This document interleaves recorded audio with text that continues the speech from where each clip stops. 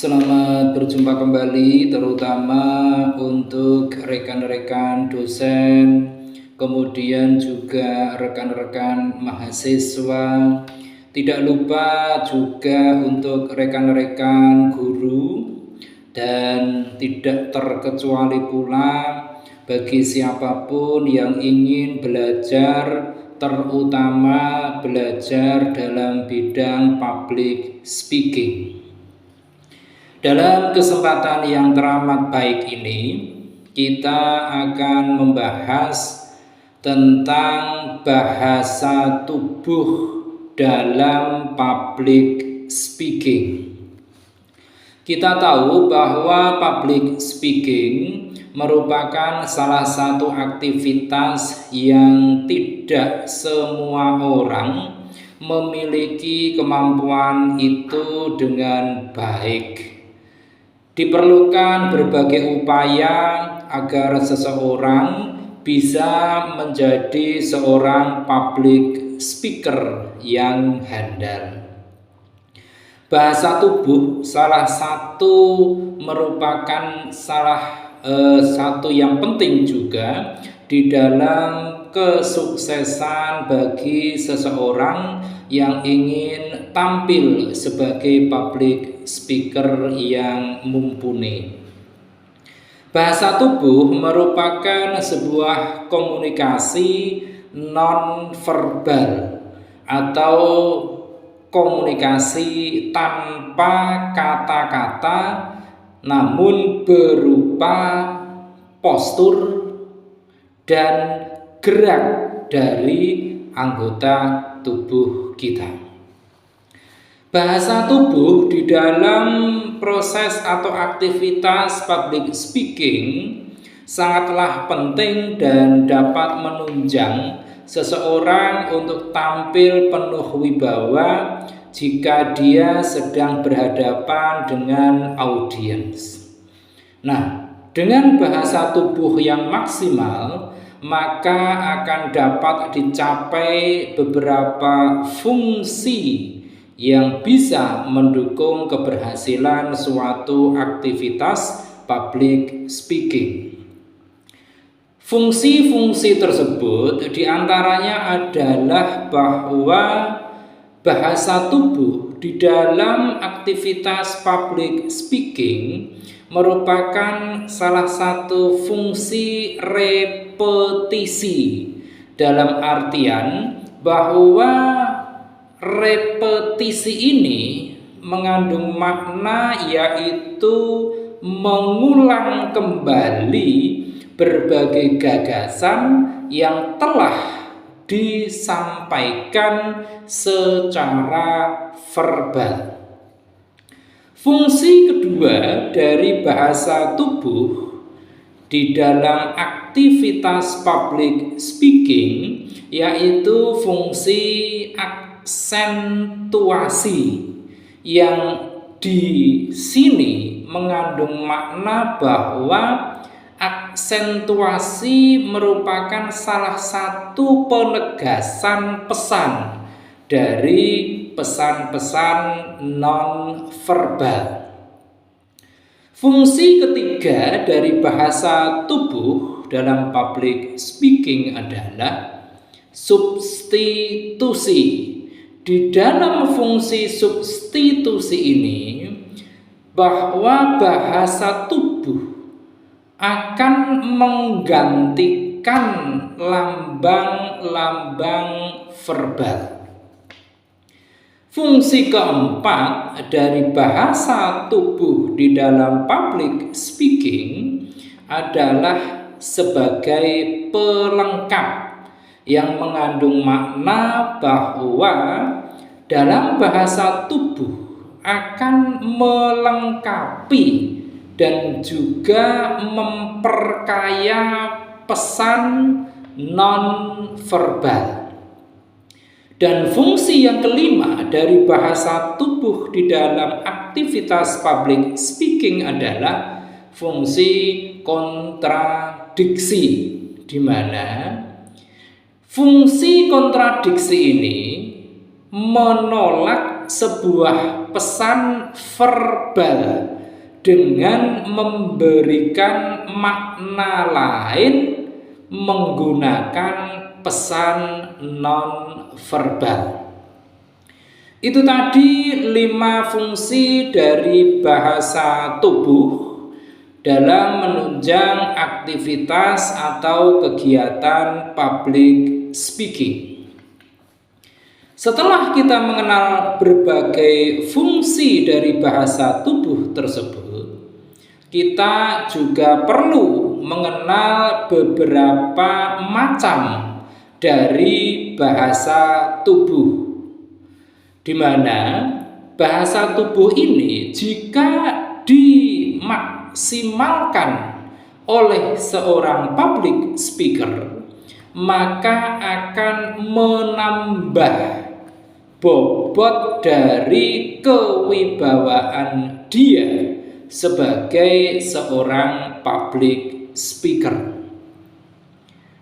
Ada beberapa macam bahasa tubuh yang mungkin ini nampaknya mudah, namun jika tidak disertai dengan aktivitas berupa latihan yang berkesinambungan, sesuatu yang nampaknya mudah ini nantinya juga akan menjadi sulit, apalagi jika kita sudah berada di atas mimbar, di atas panggung, atau di atas stage.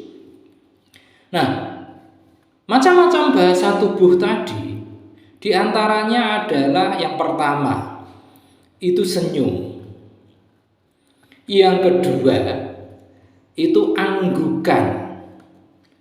Yang ketiga, ekspresi wajah. Yang keempat, gerakan kepala. Yang kelima, kontak mata.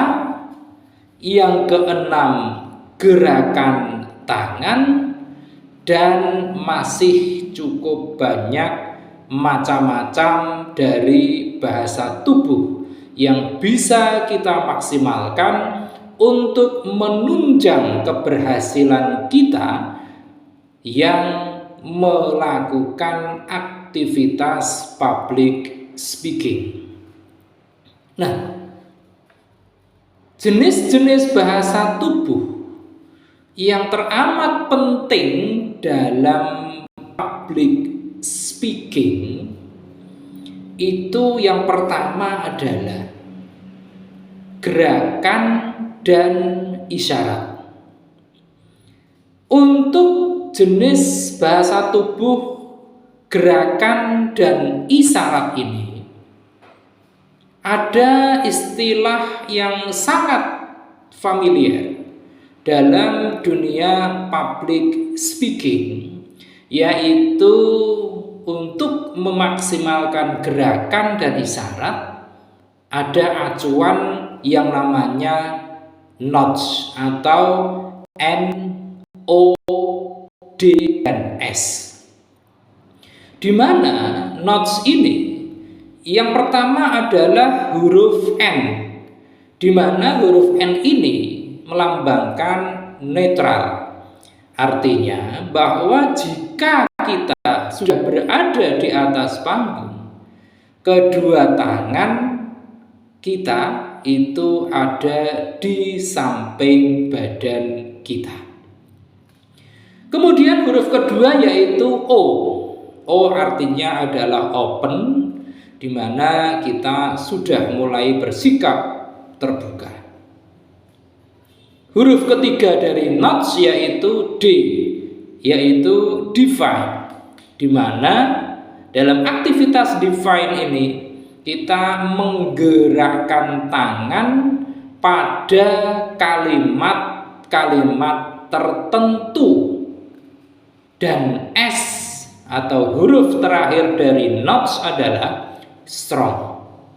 Kita sudah sampai pada tataran menguatkan berbagai perkataan. Itu adalah jenis dari bahasa tubuh yang penting untuk kita perhatikan, yaitu yang pertama gerakan dan isyarat, yang kedua adalah suara. Dalam hal suara ini, ada baiknya kita menggunakan ekspresi vokal yang tepat, dan kita dengan ekspresi vokal yang tepat itu akan menemukan suara sejati kita. Oleh karenanya, ini diperlukan berbagai aktivitas latihan secara berkelanjutan. Yang ketiga adalah jenisnya gunakan ruang. Di dalam penggunaan ruang ini, kita sebagai seorang public speaker haruslah belajar untuk mampu memanfaatkan ruang yang ada.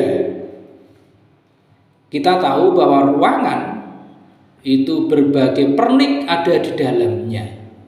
Oleh karenanya, dengan berbagai tipe dan jenis ruangan ini pula, kita harus mulai belajar untuk tampil di berbagai tipe ruangan senyaman mungkin. Yang keempat adalah ekspresi wajah. Nah, untuk ekspresi wajah ini kita bisa melakukannya terutama dengan berlatih di depan cermin sambil mengucapkan kata-kata atau rangkaian kalimat. Ini nampaknya naif, namun jika kita terus-menerus melakukannya, hal ini akan memunculkan sesuatu energi positif bagi kita jika kita sudah berada benar-benar di atas panggung. Dan yang kelima yaitu manfaatkan atau menggunakan alat yang ada. Dalam hal ini kita ada baiknya menggunakan berbagai alat yang ada atau disediakan di sekitar podium. Misalnya saja remote clicker dari slide atau handout. Itu tadi berbagai jenis dari hal-hal yang perlu diperhatikan jika kita sedang melakukan aktivitas public speaking.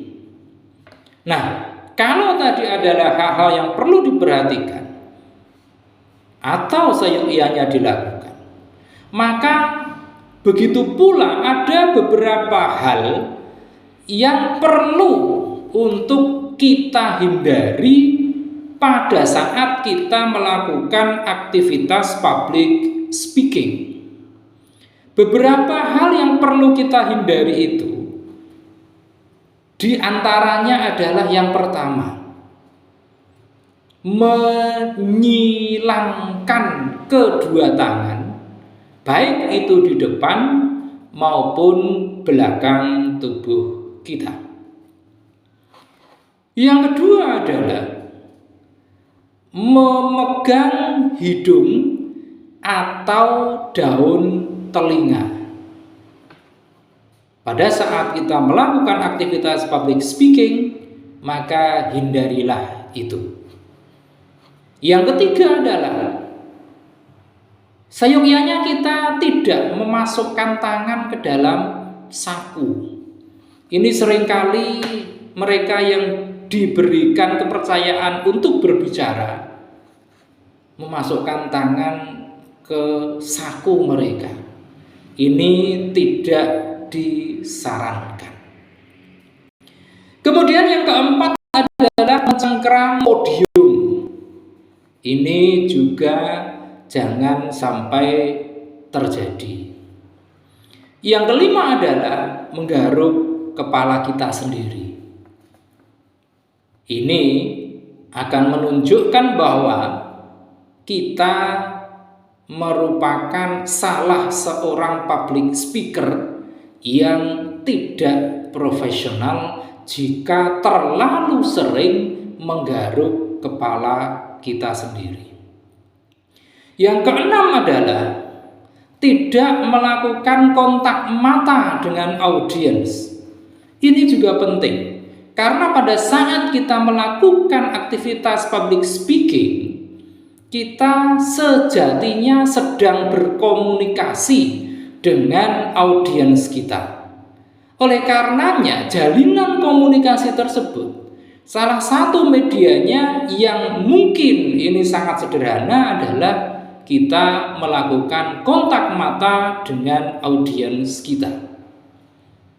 Dan yang ketujuh adalah jangan sampai di atas panggung atau di atas stage bola mata kita bergerak selalu ke atas atau melihat ke atas. Ini sebisa mungkin harus kita hindari. Itu tadi beberapa hal yang perlu untuk kita hindari jika kita sudah berada di atas stage. Lalu muncul pertanyaan, bagaimana cara mempelajari bahasa tubuh di dalam aktivitas public speaking yang baik? Ada beberapa cara. Beberapa cara tersebut diantaranya adalah yang pertama, kita harus memperhatikan ekspresi wajah. Karena dari ekspresi wajah akan bisa menunjukkan kredibilitas, menunjukkan keramahan, dan juga akan menunjukkan kecerdasan seseorang.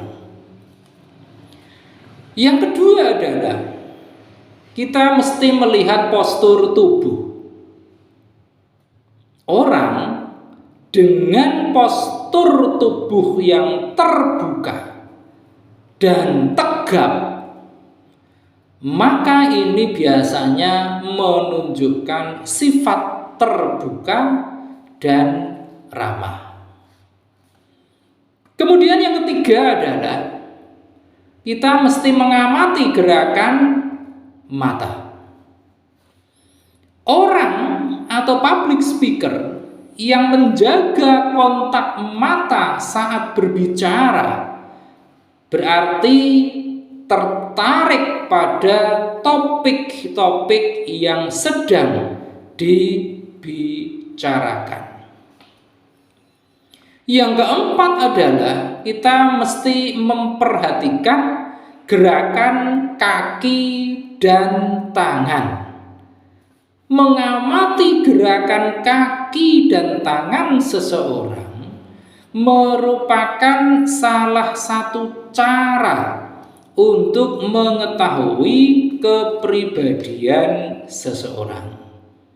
Sebagai contoh, jika seseorang menggerakkan jari atau kaki dengan cepat, itu menunjukkan bahwa orang tersebut sedang menunjukkan perasaan gelisah, bosan, tidak sabar, atau bahkan justru tertekan. Dan yang kelima adalah kita mesti melihat gerakan bibir. Jika seseorang menggigit bibirnya, biasanya dia sedang diliputi berbagai perasaan, mulai dari perasaan khawatir, muncul kecemasan, ketakutan, dan juga ketertekanan. Itu tadi beberapa cara untuk mempelajari bahasa tubuh yang baik. Nah, untuk menjadi seorang public speaker yang baik, maka kita mesti juga harus memperhatikan latihan vokal kita. Kita tahu public speaking basicnya adalah berbicara. Oleh karenanya vokal menjadi salah satu unsur yang paling vital.